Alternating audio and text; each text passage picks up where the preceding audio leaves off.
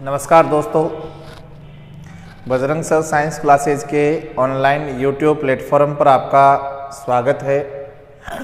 हम दूसरे अध्याय की 2 पार्ट्स पढ़ चुके हैं। आज हम तीसरे पार्ट्स के बारे में पढ़ने जा रहे हैं। उसका लवण परिवार पढ़ रहे थे और लवण परिवार में पहला अपन पढ़ चुके हैं।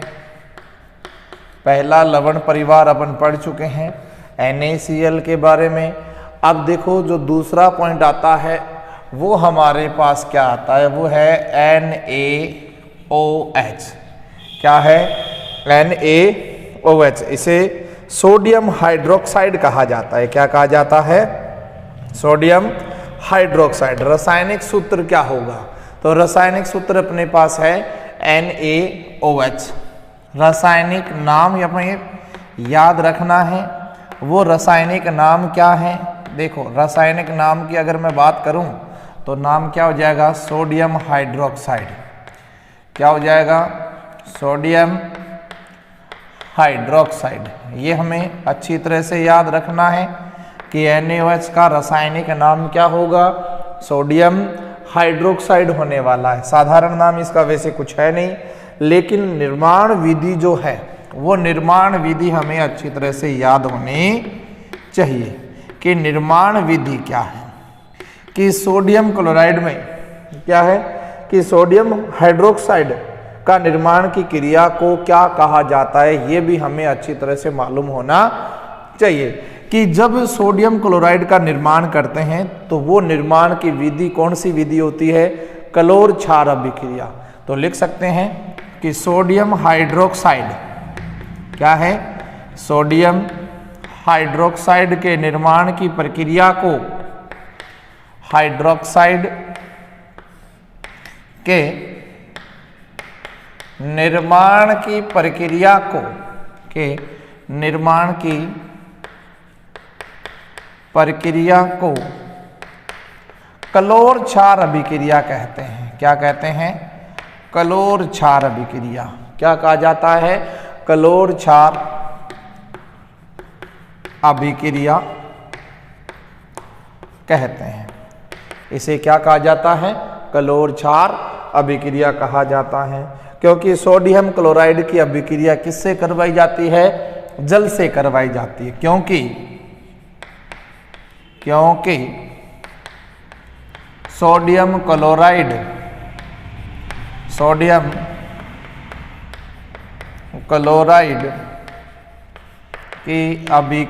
अभिक्रिया जल से, सोडियम क्लोराइड की अभिक्रिया जल से करवाई जाती है।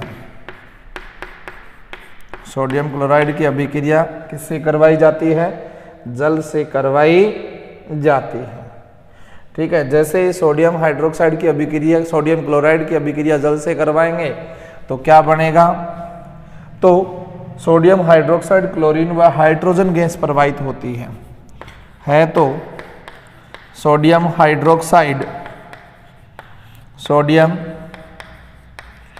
हाइड्रोक्साइड क्लोरीन व हाइड्रोजन गैस का निर्माण होता है। हाइड्रोजन गैस का क्या होगा? निर्माण होगा। तो ये हमें अच्छी तरह से आना चाहिए। किस प्रकार से होगा? ध्यान से देखना कि NaCl में किसकी अभिक्रिया करवाऊं? जल से अभिक्रिया करवाए तो हमारे पास क्या बना? NaOH। साथ में कौन सी गैस? Chlorine gas. साथ में क्या बना? Hydrogen gas. अब इसको क्या करना है? संतुलित करना। देखो, Na भी अकेला है, हाइड्रोजन 2 है। हाइड्रोजन 2 और 1 कितने हैं? 3 है। तो इसको कितने से? 2 से। इसको भी 2 से, तो इसको भी 2 से। अब देखो, दोनों साइड जो अभिक्रियाएं हैं वो क्या हो गई है? संतुलित हो चुकी है।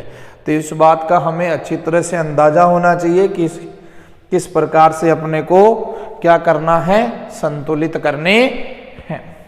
ठीक है। अब अगर इसके उपयोग की बात करें तो सबसे पहले मैं उपयोग के बारे में यहाँ बता देता हूँ कि पहला उपयोग जो है वो इसका क्या होने वाला है, दिखाई दे रहा होगा सभी को। तो पहला उपयोग कागज निर्माण में, किस निर्माण में, कागज निर्माण में, ठीक है। फिर है साबुन निर्माण में, किसमें, साबुन निर्माण में, अपमार्जक निर्माण में, अपमार्जक निर्माण, अपमार्जक अर्थात डिटर्जेंट निर्माण में इसका उपयोग किया जाता है, ठीक है। धातुओं से ग्रीस हटाने के लिए भी इसका उपयोग किया जाता है। दूसरा उपयोग यहां लिख सकते हैं, धातुओं से ग्रीस हटाने आने के रूप में भी,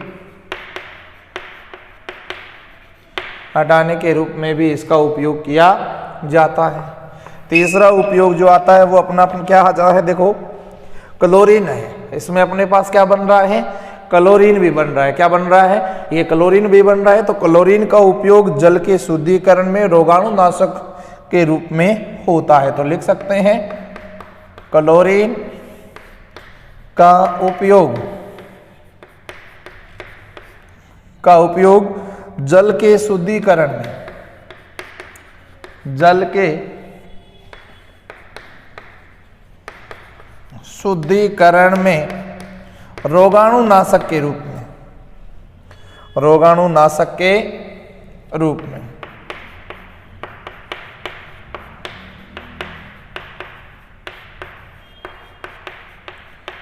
में इसका उपयोग किया जाता है। चौथा उपयोग है अपने पास हाइड्रोजन का उपयोग। पहले क्लोरीन का उपयोग बताता हूं।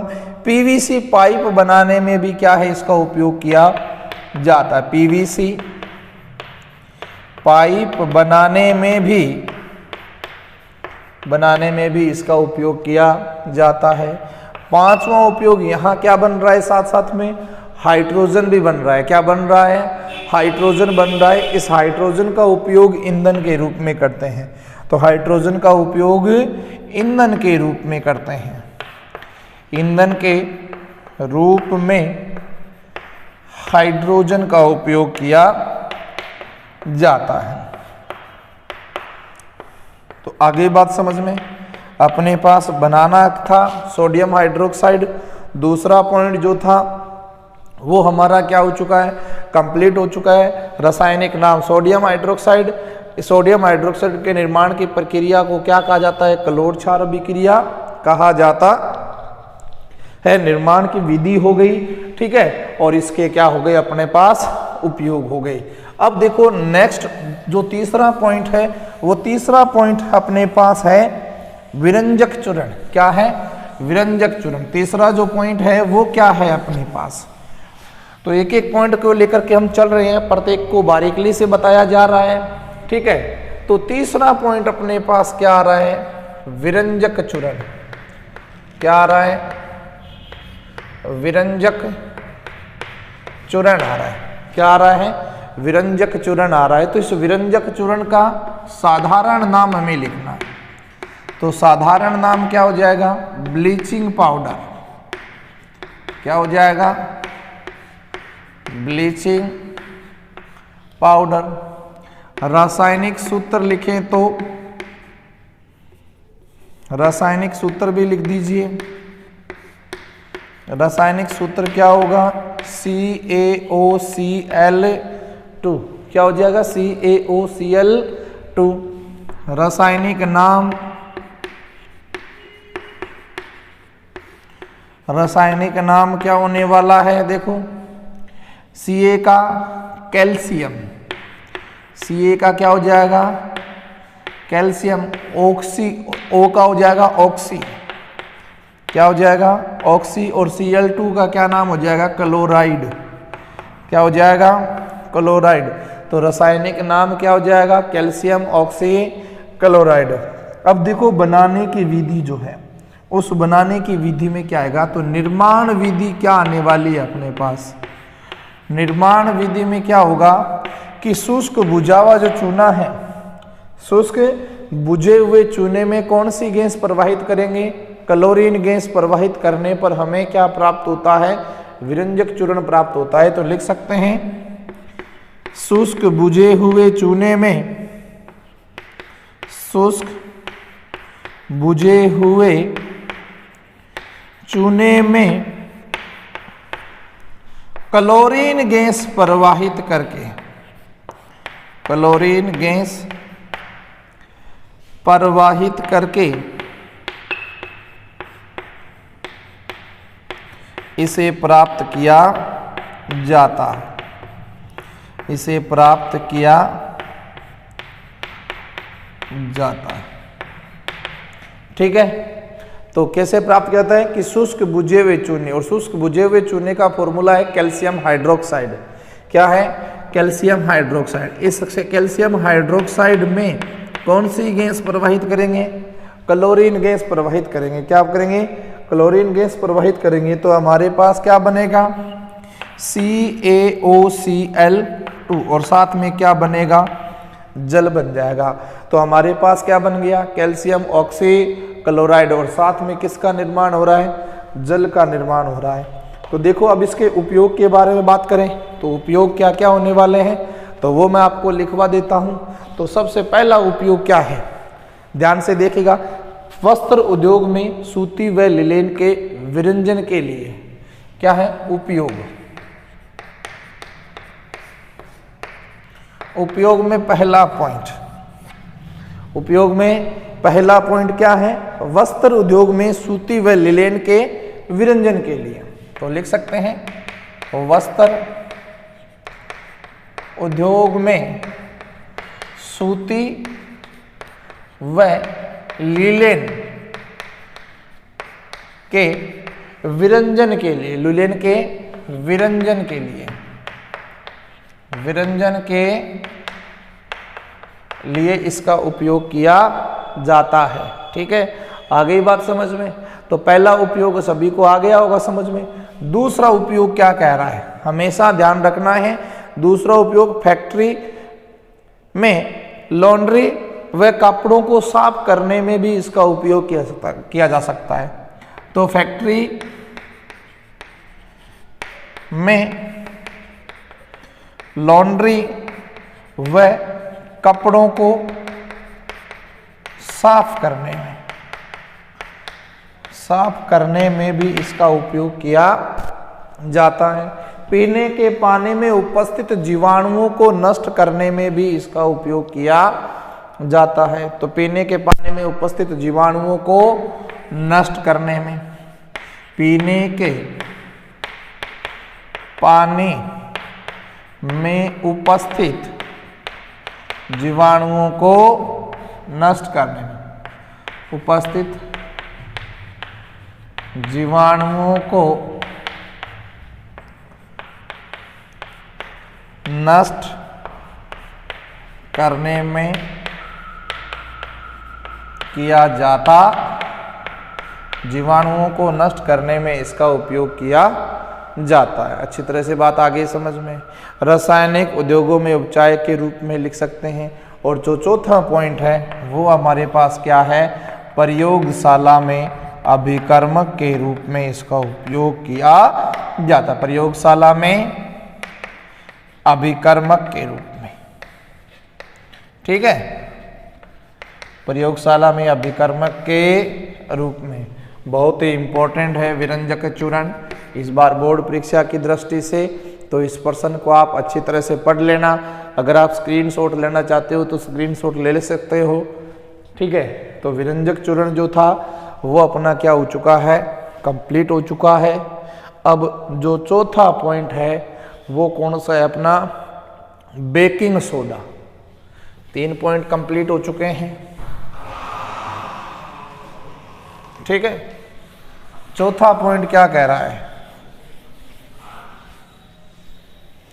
चौथा पॉइंट क्या है वो हमें लिखना है। वो क्या है, बेकिंग सोडा। Baking soda. इस बेकिंग सोडे का हमें साधारण नाम पता होना चाहिए। तो साधारण नाम क्या है, खाने का सोडा। क्या है, खाने का सोडा। और रासायनिक सूत्र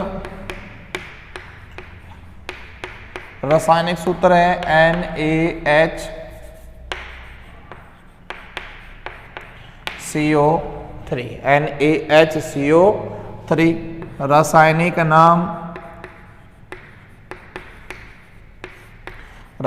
नाम भी लिख दीजिए। Na का सोडियम हाइड्रोजन,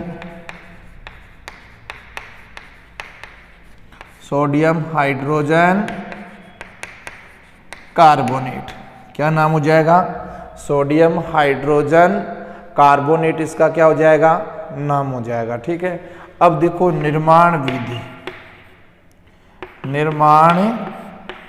विधि बनाया कैसे जाता है, ये हमें अच्छी तरह से पता होना चाहिए कि सोडियम क्लोराइड का जो जलीय विलयन होता है, क्या है कि सोडियम क्लोराइड का जो जलीय विलयन होता है, उस जलीय विलयन में कार्बन डाइऑक्साइड और अमोनिया गैस प्रवाहित करके इसे प्राप्त किया जाता है। तो लिख सकते हो आप, क्या लिख सकते हो कि सोडियम क्लोराइड के जलीय विलयन में क्या है कि सोडियम क्लोराइड के जलीय विलयन में अमोनिया व कार्बन डाइऑक्साइड गैस प्रवाहित करके इसे प्राप्त किया जा सकता है। तो अभिक्रिया मैं लिख रहा हूं यहाँ कि sodium chloride NaCl, sodium chloride का जलीय विलयन हो गया। इसमें कौन सी गैस, अमोनिया NH3 और कार्बन डाइऑक्साइड गैस क्या की जाती है, प्रवाहित की जाती है। और प्रवाहित करने के साथ एक तो बनता है बेकिंग सोडा NaHCO3 और साथ में बनता है अमोनियम क्लोराइड। क्या बनता है, अमोनियम क्लोराइड बनता है। तो निर्माण की विधि में क्या लिखना है आपको यहाँ कि सोडियम क्लोराइड के जलीय विलयन में अमोनिया व कार्बन डाइऑक्साइड गैस प्रवाहित करके हमारे पास क्या बनाया जाता है, बेकिंग सोडा बनाया जाता है। याद रह जाएगी बात अच्छी तरह से। चलो आगे, बेकिंग सोडे के बाद अपन इसके उपयोग पढ़ लेते हैं। उपयोग क्या है बेकिंग सोडे के, तो ये तो आपको पता चल गया होगा। अब बेकिंग सोडे के उपयोग, सबसे पहले उपयोग के बारे में सबसे पहला जो उपयोग है वो क्या है, खाद्य वस्तुएं को फुलाने में इनका उपयोग किया जा सकता है, या ऐसे लिखता है खाना पकाने में भी इसका उपयोग किया है, या खाना जल्दी पकाने में लिख सकते हैं, खाना जल्दी पकाने में, ब्रेड व पकोड़े बनाने में, क्या है ब्रेड व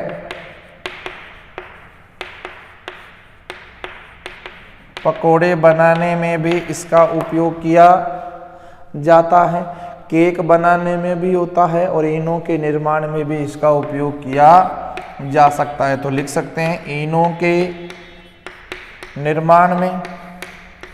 चौथा लिख सकते हैं केक के निर्माण में इनका उपयोग किया जाता है। ठीक है, याद आ गई बात समझ में।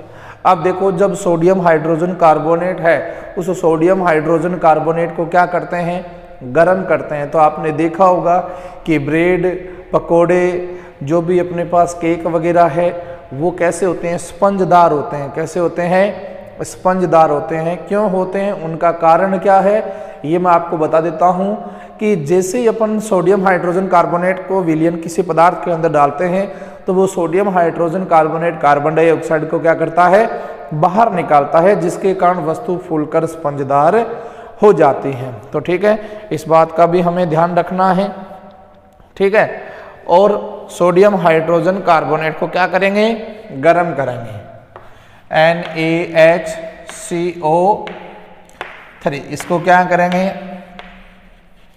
गर्म करेंगे, हीट करते हैं। ठीक है, हीट करने तो क्या पड़ेगा, Na2CO3 plus H2O plus H2O। ठीक है, और साथ में क्या बनेगा, कार्बन डाइऑक्साइड क्या बन जाएगी, कार्बन डाइऑक्साइड बाहर निकलेगी। इस कारण से कोई भी वस्तु जो है वो फूल करके कैसी हो जाएगी, स्पंजदार हो जाएगी। ठीक है, तो सोडियम कार्बोनेट है, इस सोडियम कार्बोनेट को एंटी एसिड के रूप में भी काम में लेते हैं। ये पेट की अम्लीयता को क्या करता है, दूर करता है। अब देखो बेकिंग पाउडर बनाया जाता है, क्या बनाया जाता है, बेकिंग पाउडर बनाया जाता है। वो कैसे बनाया जाता है कि बेकिंग सोडे में क्या, बेकिंग सोडे में क्या मिलाएं, टार्ट्रिक अम्ल मिला दें। क्या मिला दें, टार्ट्रिक अम्ल। जैसे टार्ट्रिक अम्ल मिलाएंगे तो क्या बन जाएगा, बेकिंग पाउडर बन जाएगा। क्या बन जाएगा, बेकिंग पाउडर का क्या होगा, निर्माण होगा। किसका निर्माण होगा, बेकिंग पाउडर का निर्माण होने वाला है। ठीक है, ये अपना हो गया। उसके बाद आता है धावन सोडा। ठीक है, धावन सोडा क्या है वो भी हमें पता होना चाहिए। ठीक है, तो अपने पास कितने नंबर पॉइंट आ गया, 5 नंबर पॉइंट आ गया। 5वां पॉइंट कौन सा है, धावन सोडा। क्या है, धावन सोडा। अगर साधारण नाम की बात करूं तो कपड़े धोने का सोडा, कपड़े धोने का सोडा, इसे क्या कहा जाता है, कपड़े धोने का सोडा। रासायनिक सूत्र क्या होगा, Na2CO3.10H2O। क्या याद रखना है, .10H2O इसका सूत्र है। ठीक है, और रासायनिक नाम सोडियम कार्बोनेट का डेकाहाइड्रेट, सोडियम कार्बोनेट का डेकाहाइड्रेट, ये इसका क्या हो जाएगा, नाम हो जाएगा। डेका का अर्थ होता है 10, क्या होता है, 10 होता है। अब देखो बनाने की विधि क्या है, बनाने की विधि कि बेकिंग सोडे को क्या है, बेकिंग सोडे को गर्म करते हैं, तो गर्म करते हैं तो हमारे पास सोडियम कार्बोनेट प्राप्त होता है। क्या प्राप्त होता है, सोडियम कार्बोनेट। इस सोडियम कार्बोनेट का क्रिस्टलीकरण करने से हमारे पास क्या प्राप्त होगा, धावन सोडा प्राप्त होने वाला है। तो लिख सकते हैं क्या, देखो 2NaHCO3, इसको क्या करेंगे, धावन, ये कौन सा है, बेकिंग सोडा। क्या है, बेकिंग सोडा। और बेकिंग सोडे को क्या कर रहे हैं, गर्म कर रहे हैं, तो हमारे पास क्या बन जाएगा, Na2CO3 प्लस में H2O प्लस में CO2। अब देखो इस सोडियम कार्बोनेट का क्या करेंगे अपन, क्रिस्टलीकरण करेंगे।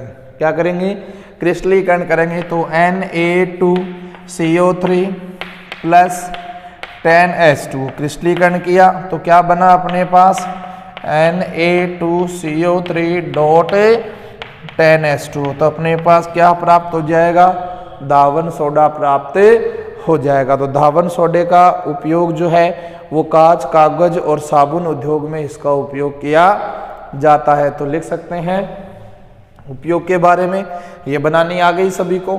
ठीक है, अब देखो इसके उपयोग के बारे में पढ़ते हैं। कांच, कागज व साबुन उद्योग में इसका उपयोग किया जाता है। तो उपयोग में सबसे पहला पॉइंट अपने पास क्या आ गया, कांच, कागज व साबुन उद्योग में, कांच, कागज व साबुन उद्योग में इसका उपयोग किया जाता है। इसका उपयोग क्या है, जल की स्थायी कठोरता को दूर करने में भी किया जाता है। तो लिख सकते हैं जल की स्थायी कठोरता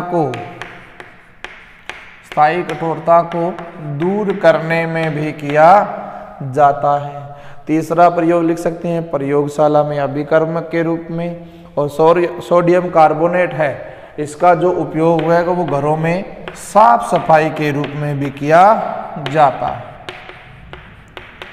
घरों में साफ सफाई के रूप में भी किया जाता है। तो ये था अपना धावन सोडा।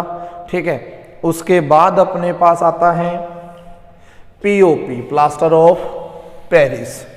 क्या है? पीओपी। देखो लास्ट छठा जो पॉइंट है वो है पीओपी। क्या है? Plaster of Paris. लिख सकते हैं प्लास्टर ऑफ पेरिस। साधारण नाम हमारे पास नहीं है। फॉर्मूला क्या है? CaSO4.12H2O। ठीक है, ये इसका फॉर्मूला है, रासायनिक फॉर्मूला। अगर इसका रासायनिक नाम लिखें तो कैल्शियम सल्फेट का अर्धहाइड्रेट। क्या है? कैल्शियम सल्फेट का अर्धहाइड्रेट। कैल्शियम सल्फेट का अर्धहाइड्रेट। अब देखो निर्माण विधि क्या है? क्या है? निर्माण विधि। अब निर्माण विधि देखो, जिप्सम जो होता है, इस जिप्सम को 373 डिग्री केल्विन या यूं कह सकते हैं कि 100 डिग्री टेम्परेचर पर इसे क्या करते हैं, जब गर्म करते हैं तो हमारे पास क्या प्राप्त होता है? पीओपी प्राप्त होता है। तो लिख सकते हैं कि CaSO4.2H2O। ये फॉर्मूला किसका है? जिप्सम का। किसका है? जिप्सम का। जिप्सम को क्या है? 373 केल्विन या 100 डिग्री सेंटीग्रेड, या तो 373 लिख देना या क्या लिख देना, 100 डिग्री सेंटीग्रेड लिख देना। तो जैसे ही गर्म करेंगे तो हमारे पास क्या बन जाएगा? कैल्शियम सल्फेट का अर्धहाइड्रेट। ठीक है, साथ में 3/2 जल के अणु क्या निकल जाएंगे? बाहर निकल जाएंगे। अब देखो इससे हमें एक मृत तापित प्लास्टर भी प्राप्त होता है। जब इस पीओपी को ही क्या करेंगे? और अधिक गर्म करेंगे तो हमारे पास क्या प्राप्त होगा? मृत तापित प्लास्टर प्राप्त होने वाला है। देखो CaSO4.12H2O, इसको किया, हीट कर दिया तो हमारे पास क्या बन गया? CaSO4। तो ये जो CaSO4 है वो एक क्या है? मृत तापित प्लास्टर है। क्या है? एक मृत तापित प्लास्टर है। ठीक है, अब अगर इसके उपयोग के बारे में बात करें तो उपयोग क्या है वो ध्यान से देखना। सबसे पहला उपयोग क्या है? टूटी हुई हड्डियों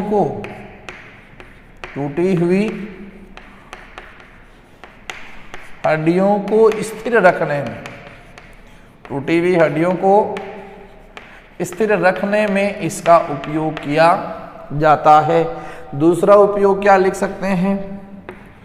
भवनों के निर्माण में, भवनों के निर्माण में भी इसका उपयोग किया जाता है। तीसरा उपयोग लिख सकते हो सजावटी वस्तुएं बनाने में,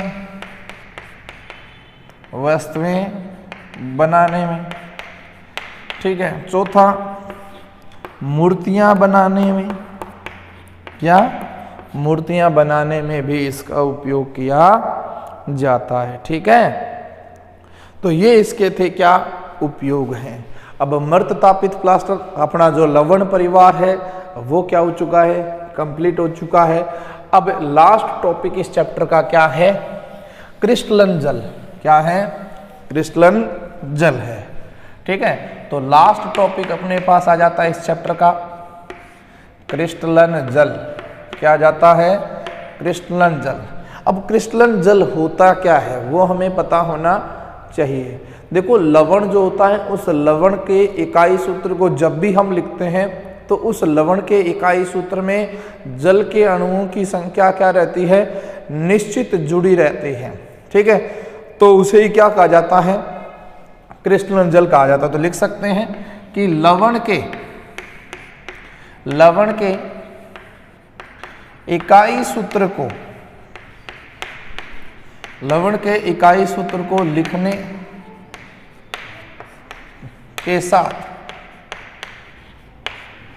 के साथ उसमें उपस्थित जल के अणुओं की संख्या, उसमें जल के अणुओं की संख्या, जल के अणुओं की संख्या निश्चित रूप से जुड़ी हुई होती है।